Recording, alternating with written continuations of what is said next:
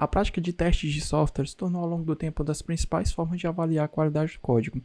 Sabemos que é uma parte importante do ciclo de desenvolvimento de software e também é uma ótima forma da gente identificar bugs antes mesmo deles serem encontrados em produção.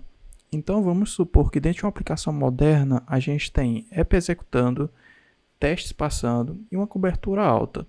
Será que a gente pode dizer que estamos livres de bugs? Prepara o café que hoje a gente vai falar sobre teste de mutação. Vamos lá.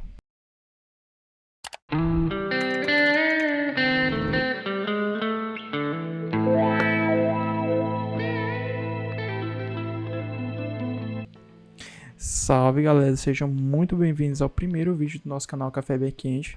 Eu sou o Diego Fernando, engenheiro de software, trabalhando especificamente com back-end há aproximadamente 7 anos, e esse canal tem o intuito de falar sobre tecnologia e especificamente falar sobre tecnologias back-end. Hoje a gente vai abordar um tema muito importante, mas antes, para tudo que você está fazendo, dá um like aí no vídeo, se inscreve no canal, compartilha e comenta que isso vai ajudar muita gente e vem muita coisa legal por aí, viu? Bom, e o assunto de hoje são testes de mutação, mas antes que você imagine esses mutantes aqui ou esses aqui, vamos levar em consideração aquele nosso cenário introdutório, onde a gente tinha uma app executando, testes passando e também uma relativa cobertura ali feita por alguma aplicação parecida com o Sonar. E lá vai a primeira palavra-chave do nosso tema, que é cobertura. Para entendermos o propósito dos testes de mutação, temos que compreender o que é cobertura e como é que ela funciona. Cobertura de testes ou coverage é sem dúvida uma das métricas mais comuns para a gente avaliar e checar a qualidade dos nossos testes. Então, basicamente, uma cobertura define uma porcentagem definida com base nas linhas cobertas pelos nossos testes. Vamos ver isso na prática?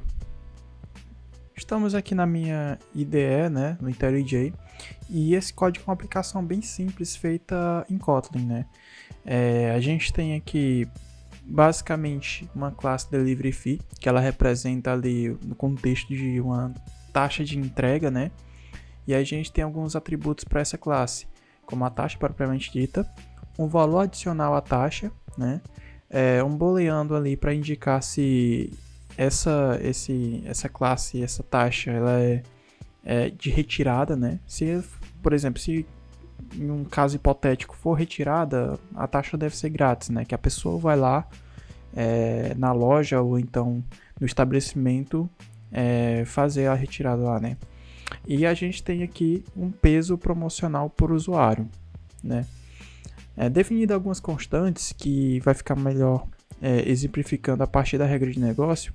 A gente tem um método aqui de aplicação de valor, apply amount, A gente tem três branches básicas aqui, três regras básicas aqui, Primeira regra é a gente verificar se é retirada.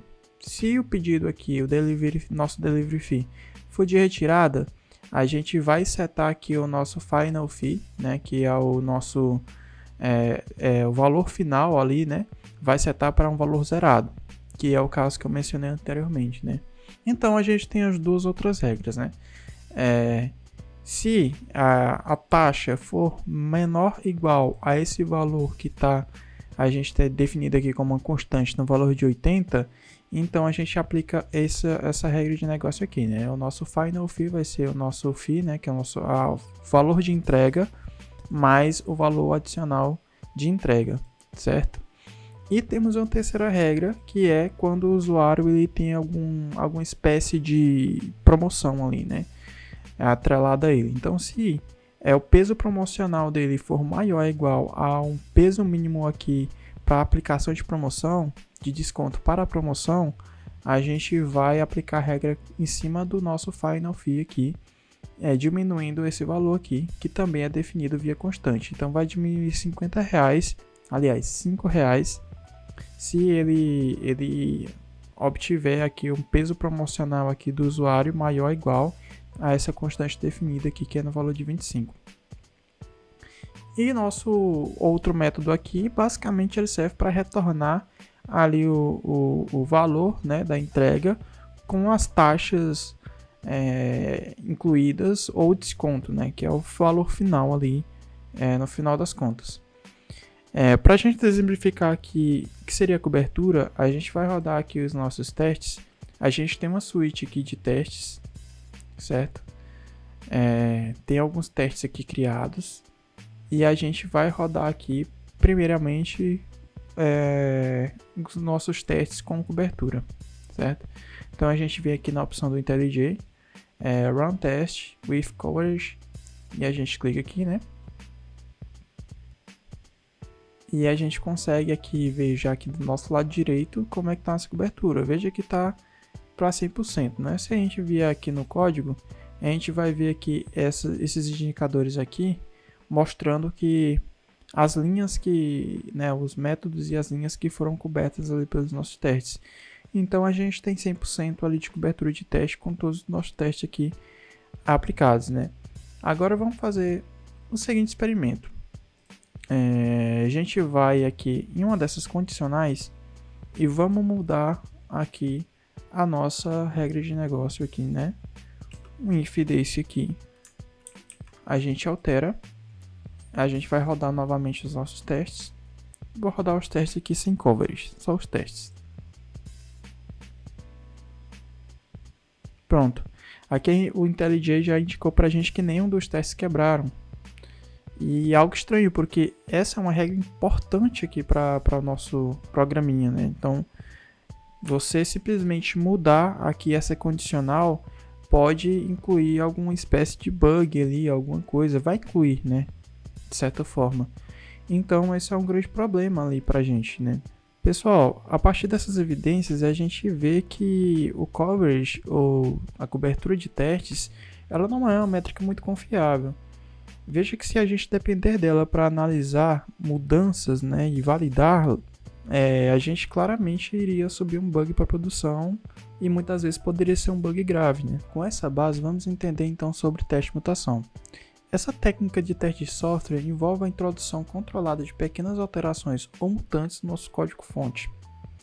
A ideia é simular possíveis cenários de erro e verificar se os nossos testes automatizados conseguem detectá-los. Dessa forma, a gente consegue então avaliar com maior precisão a qualidade dos nossos testes, assim também como a robustez do código. A gente pode enumerar os benefícios de utilizar os testes de mutação em 3. Identificar fragilidade nos testes, que é descobrir áreas do código que têm uma cobertura insuficiente. Aumentar a confiabilidade do código, que é garantir que nosso software esteja mais seguro e confiável. Por último, a gente pode citar a melhoria na qualidade de desenvolvimento, porque querendo ou não, isso influencia e estimula a gente a criar testes mais abrangentes e robustos. Vamos então voltar naquela nossa aplicação em Kotlin e vamos verificar então como é que funcionam os nossos testes de mutação na prática, beleza? Bom, voltando aqui na nossa aplicação Kotlin, a gente tem o nosso código aqui, nada mudou, né? Eu retornei aquela condicional lá que a gente mexeu para verificar que a nossa cobertura de teste ela não é uma métrica confiável. E antes da gente adentrar aqui no tópico já explicando no código como é que funciona os testes de mutação, na maioria das linguagens, testes de mutação eles funcionam como uma biblioteca ali que você pode plugar ali no seu setup de desenvolvimento. No caso do Kotlin e do Java, a gente tem a ptest. A ptest, basicamente, para você instalar, você vai lá no seu gerenciador de pacote, como eu uso aqui o nosso querido Gradle, né? A gente consegue aqui instalar através aqui basicamente colocar essa linha aqui, né? Que ela funciona aqui como uma dependência no ptest. E a gente já consegue fazer a utilização dela aqui, né? A partir do momento que você coloca aqui na sua barra de utilitários aqui do Gradle, você já consegue aqui acionar o ptest, né? Como a gente já rodou o teste unitário anteriormente, pequeno check aqui e mostrar como é que funciona, como é que é a abordagem dos testes de mutação e como é que fica isso na interface, né? Para rodar, basicamente basta você, por comodidade, a gente pode clicar aqui, né, no job aqui do ptest. E ele já começa a gerar aqui as informações para a gente. Como que o ptest ele gera aqui o nosso relatório? Quando a gente vai aqui no nossos arquivos de build, né, dentro da parte das sequências de diretório, a gente tem um diretório aqui reports, ptest, né, E ele gera um arquivo HTML pra gente aqui no index, né? A gente pode simplesmente abrir ele no nosso browser, né? Vou abrir com o Chrome, certo? Então aqui a gente tem um relatório, basicamente, né? Ele informa aqui o número de classes que tem o projeto, né? Que ele conseguiu ali detectar. Tem uma classe. Essa informação é muito importante. Line coverage. Vou dar até um zoom aqui para ficar mais claro. Então a gente tem line coverage, que é o número de linhas cobertas. Então aqui é basicamente a nossa cobertura. Veja que ela está 16/16. Então se a gente for considerar a métrica ali, que a gente considera que a nossa métrica falha, que a cobertura está 16/16. Então por ela, nosso código ele está excelente, né? Nossa cobertura de teste está ok, né? Nossos testes estão bombando. Mas veja que ele traz duas outras informações, que é a cobertura de mutação e a força do teste, certo? Isso é muito importante para a gente, porque é a partir daqui que a gente vai verificar o quão vulneráveis estão nossos testes, qual nossos testes basicamente não estão identificando, aliás, possíveis bugs que a gente possa implementar, né? Então, dito isso, ó, nosso mutation coverage está 7/10, né? Ou seja, nossos testes basicamente estão cobrindo 70%, não é um teste confiável, né? E a gente consegue verificar aqui, ó, o breakdown by package. Então, dentro de cada package, aqui no nosso projeto, a gente consegue ter um relatório detalhado. Como a gente só tem um arquivo praticamente de testes, né? A gente só tem um package. A gente vai clicar aqui e a gente vai verificar aqui os arquivos que ele está verificando, né? A gente vai entrar aqui no nosso delivery fee e a gente vai verificar basicamente o nosso código aqui, né? Vamos lá. O que o PyTest está fazendo aqui, né? Ele mostra aqui basicamente o nosso código. E lembra que eu falei que o intuito do teste de mutação é inserir mutantes ou bugs no nosso código para verificar os nossos testes. Então, basicamente, para cada regra de negócio aqui que ele encontra dentro do nosso código, ele insere mudanças, né? Ele insere algumas pequenas mudanças ali e ele verifica o nosso teste, né? O nosso teste automatizado. E se após inserir essa mudança no nosso código, o nosso teste não quebrar, ele diz que esse mutante está vivo, né? Então, basicamente, aqui a gente tem, na nossa primeira condicional, se é um produto de retirada, ele inseriu aqui o primeiro mutante, que é aqui, ó, negated conditional. Beleza. Ele diz que foi killed, né? Que ele diz que matou, então ele colocou o mutante aqui, negou a condicional e depois de negar a condicional, ele rodou o nosso teste e o nosso teste ele quebrou. Então, se ele quebrou, então esse mutante aqui não existe mais. Então, a partir do momento que ele inverteu aqui a nossa condicional aqui, né, e quebrou os testes, tá ok, o mutante está morto. Não é o que acontece para essa segunda condicional, certo? Então, a gente tem dois mutantes atrelados a ela. O primeiro mutante aqui atrelado àquela condicional, o que ele fez? Ele alterou aqui a condicional, né? Ele simplesmente colocou um bug de propósito aqui e verificou se o nosso teste ia quebrar. Só que quando ele colocou aqui, ele inverteu o nosso condicional aqui, né? O nosso teste, mesmo assim, ele funcionou, né? Ele não deveria funcionar. Então ele considera aqui como um mutante vivo, né? Sobreviveu aqui, certo? E essa mesma estratégia aqui, né, de mudar a condicional, ele fez também para essa condição. Mudando essa condição e rodando o teste para essa condição aqui que verifica ela, ele verificou que os testes passaram. Então, novamente, a gente identifica aqui que os nossos testes não estão assegurando praticamente nada aqui nessa condição, certo? Isso é que o PyTest faz. E aqui tem uma informação importante, ó. Ele diz aqui os Active Mutators. Eu vou abrir aqui a documentação do PyTest para a gente verificar o que significa cada mutante aqui. Bom, abrindo aqui a documentação do PyTest, a gente pode vir aqui no Overview e a gente vê aqui, ó, os mutantes mutantes disponíveis, né? E aqui basicamente tem a explicação de que cada mutante faz ali no seu código. Por exemplo, Condition Boundary, ele praticamente pega a condição original, né, e troca essa condição aqui por essa condicional aqui, né? E se trocando ela, o teste não quebrar, aí ele marca ali, ó, esse mutante aqui, ó, Conditional Boundary Mutator, ele é um mutante que está vivo ali no teu código ali e o teste não conseguiu identificar, certo? E basicamente a gente tem vários outros mutantes aqui, né? Tem um mutante aqui de Empty Returns Mutator, né? Basicamente ele em todo método que retorna algum string, algum inteiro, alguma coisa do tipo, ele vai lá e insere ali como se aquele método estivesse retornando um empty, né? Ou então aquela sentença, aquela parte do código estivesse retornando um empty ou um vazio, alguma coisa do tipo. E se os testes ainda passarem, então considera esse mutante como um mutante vivo, né? Então vai ficar aqui no nosso relatório, né? Voltando aqui para o nosso código como um passe de mágica, eu vou criar aqui uns métodos restantes aqui para poder a gente validar a nossa aplicação como um todo e verificar como os testes de mutação, eles vão verificar que a nossa aplicação ela está segura do ponto de vista de testes assegurando código construído. Bom, então eu basicamente aqui coloquei novos testes, né? Então testes que vão assegurar todos aqueles pontos que o nosso teste de mutação checou pra gente, né? Acionei 1, 2, 3, 4, 5 novos testes.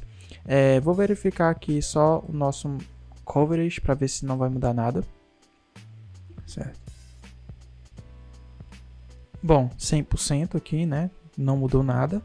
E agora eu vou rodar novamente a nossa checagem via ptest. Ótimo. Beleza, então vamos abrir aqui o nosso relatório.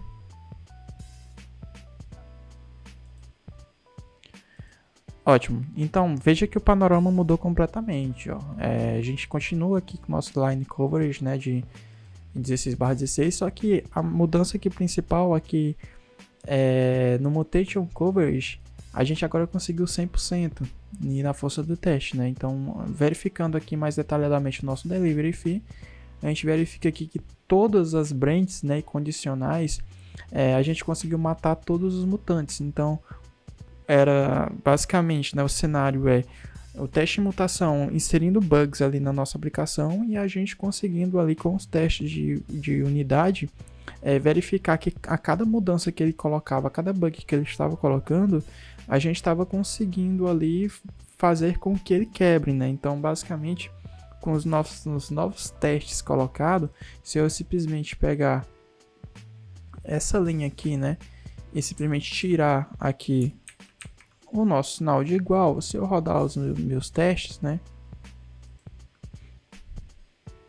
ele vai quebrar. Ou seja, existe um teste específico para exatamente o cenário que o nosso teste de mutação identificou. Então, voltando aqui para nossa aplicação, né, vou deixar do jeito que estava, rodar nossos testes novamente só para certificar que está tudo certo. Essa é a função dos testes de mutação, né? Claro que não funciona apenas para o Kotlin, que é o exemplo que eu trouxe aqui foi em Kotlin, mas existe para outras linguagens, né? Algumas libs mais maduras, outras menos ainda, né? Mas é algo ainda que a gente não vê com tanta força ainda no cenário de desenvolvimento de software, mas é algo muito importante que pode ajudar a gente com certeza a evitar que a gente suba alguma coisa inesperada ali em produção ou implante algo ali que não deveria, né? Assim como todas as coisas na área de desenvolvimento de software, e não vai ser diferente para os testes de mutação, nem tudo são flores. Então vou começar a enumerar também as desvantagens de utilizar os testes de mutação. A primeira desvantagem, que é a mais que a gente até consegue perceber ali quando a gente está desenvolvendo e aplicando os testes de mutação, é que ele cria várias versões do mesmo software para poder aplicar contra os testes, né, de unidade ou testes automatizados. Isso faz com que, quando a gente tem um tempo limitado e um orçamento para poder investir em maquinário, para poder executar o código limitado também, possa ficar inviável a opção de utilizar os testes de mutação. E aí é onde a gente chega também no nosso segundo ponto ali, que também é uma desvantagem, que é o tempo de execução. Imaginando que a gente cria várias versões do mesmo software, então a gente vai demandar mais tempo ali de processamento do teste. Em alguns programas de software que são mais complexos, esse tempo pode, enfim, ser muito alto, né? Que pode inviabilizar o uso, né? E o nosso terceiro ponto, que também está correlacionado com os dois anteriores, é o alto poder computacional que você poderá precisar ter para poder rodar os testes de mutação, né? Visto que é um cenário que nem sempre a gente vai ter disponível, né? Um alto poder computacional para poder estar rodando ali os testes para softwares que são mais parrudos, né? E aí, pessoal, espero que agora vocês entendam melhor como é que funcionam os testes de mutação e como a gente pode se aproveitar deles para melhorar o nosso fluxo de desenvolvimento. Se gostaram do vídeo, cliquem aí no gostei, se inscrevam no canal, também dê aquela forcinha nos comentários e manda para aquele seu amigo backender também, que ele vai curtir pra caramba. Se você já utilizou ou pretende utilizar os testes de mutação, conta pra gente nos comentários. Até a próxima. Valeu, pessoal.